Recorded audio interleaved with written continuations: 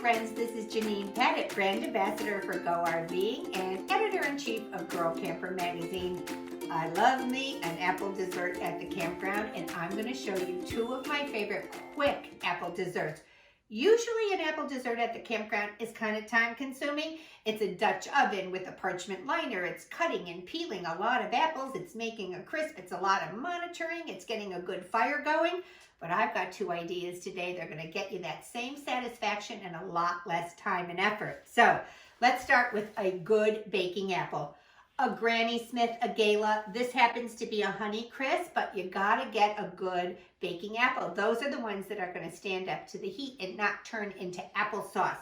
So we're gonna start by peeling and coring that. So I've got one here. It's been all peeled and cored, and I'm gonna show you what we're gonna do with that in a minute. But it's all about what goes on top of that apple, and that is the apple crumb. So apple crumb is that yummy, buttery topping that goes on. It turns all crisp and gooey if you're keeping it in a Dutch oven, or it just turns into a wonderful syrup when you're baking it in a baked apple. What apple crisp topping is flour, brown sugar, a pinch of salt, a little bit of cinnamon, and butter. Who doesn't love butter? So here's my little tip. I make these up in little Ziploc bags, and you can go on the blog post attached to this to find out the exact recipe. Honestly, I eyeball it. Flour, brown sugar, pinch of cinnamon, pinch of salt, and then throw some butter cubes in there, and you mush it all up inside this little Ziploc bag. If you're going to the trouble to make this up and put it in your camper, make 6 of them. Have them sitting there in your RV pantry. Then one day you might say, hey, I got an apple on the counter and I got this. This must be a sign that I'm supposed to make apples.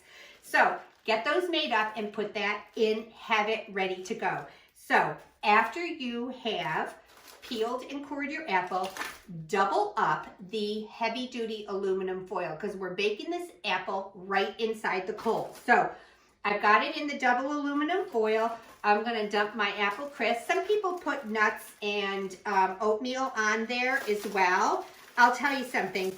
If you don't have this apple topping, grab a bag of instant oatmeal, add butter to it, and put that on top. So that's a good go-to.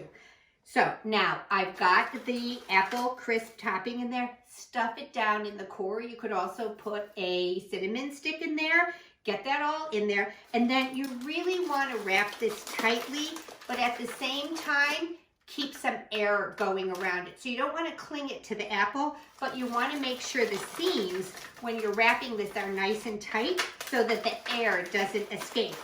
So you got that all tightened up like that. Now, this is actually going to cook in your campfire, but not on the coal. So you've got a good coal bed going. You got to go over and make a little spot. Take the blade of your shovel and cut a little circle along the edge of your campfire. And then you can lay your little foil packet.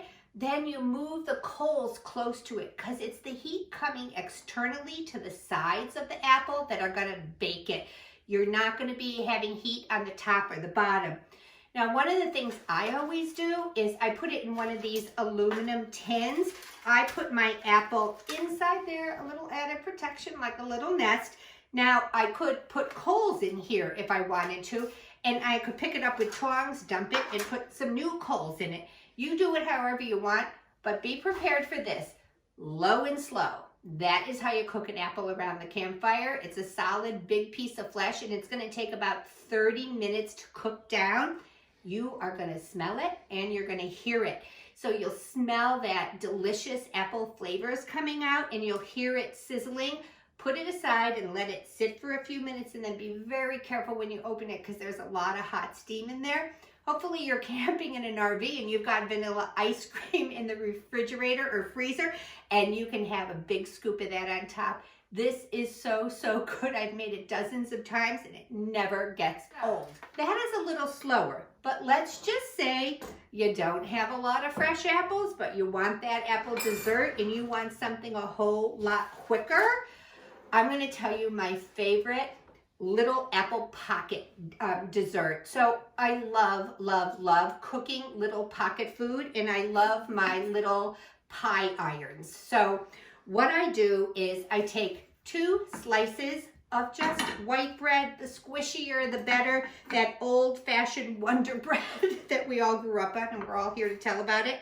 Cut the crust off of these so you just have the center. Now what I do, especially when I'm making this for a crowd and we're making them one after the other, cut up those crusts. I got a whole bowl going right here. Cut those up because you've got great croutons, melt a stick of butter, pour them all over on top. Literally can toast those in your cast iron pan on the campfire, throw a little Italian seasoning on it and throw those on top of your salad. It is so, so good. Now you've got your 2 slices of soft, squishy bread and you want to butter it inside and out. Now, I don't know, when I read about how this is done, I think it's just me. I'm the only one that butters on the inside. I don't see people doing it on the inside, but in my honest, humble opinion, I feel like that little inside butter is a barrier and it keeps all the apple juice from soaking into your bread and you're going to get a crispier outcome. So I butter the whole inside on both of my pieces of bread. And then where the quick and easy part is here is that we are going to use canned apples. Don't sigh. Don't sigh until you've tried. I gotta tell you, I'm a convert to this. This is something I never would have ever tried, except somebody forced me to do it one day and I'm like, who knew, right? So these are just packed in so much syrup, a little too much for me. So every time I open one of these cans, I put it in a strainer and with warm water, I just wash off all of that syrup.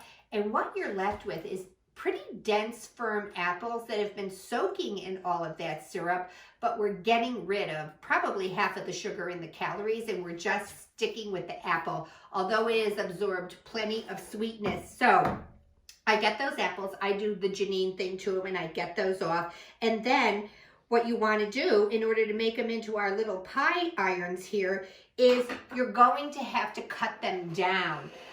They're pretty big. Let me see here. See, it's a pretty big apple. They really don't fit inside our bread that way. So you want to cut them smaller, but you don't want to pulverize them because then you're going to end up with a pocket full of applesauce. So the size of a dice, you know, a single die, I guess it would be, or a lot of dice. But anyway, cut them up into tiny cubes that will fit inside this pocket of bread, but still have a little density to them. And then butter side down, put a top on that.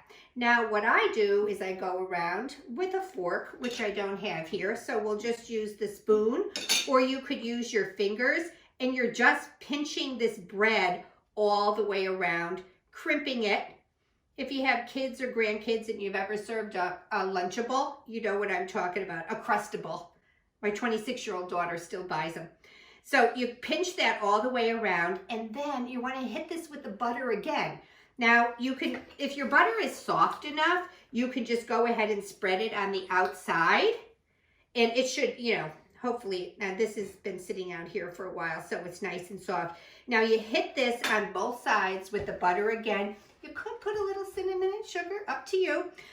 Now, 3 ways we cook these at Girl Camper. 1, in our pie irons. It's all ready to go. Put it in your pie iron and just sit there by the campfire waiting for the goodness. So you can also open it up, peek and see if it's done. You can close it up and continue cooking.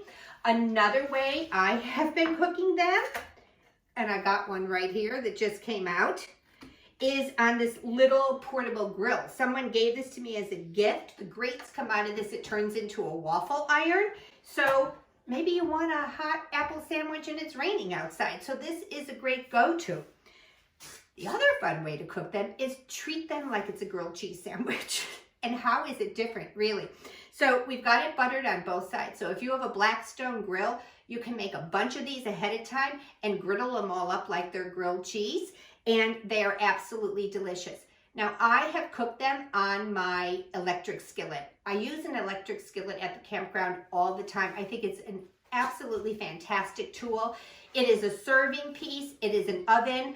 I can do all kinds of dishes in it, but one of the things I love to make is just a batch of these and bring them out and serve them to everybody. So this is a quick and easy way to get the satisfaction of a delicious hot apple dessert at the campground without all the work Dutch oven cooking is going to give you. So I hope you love this. Head over to GoRVing.com for all of the pictures and for more fun food tips. And hey, get out there. Happy trails, everybody.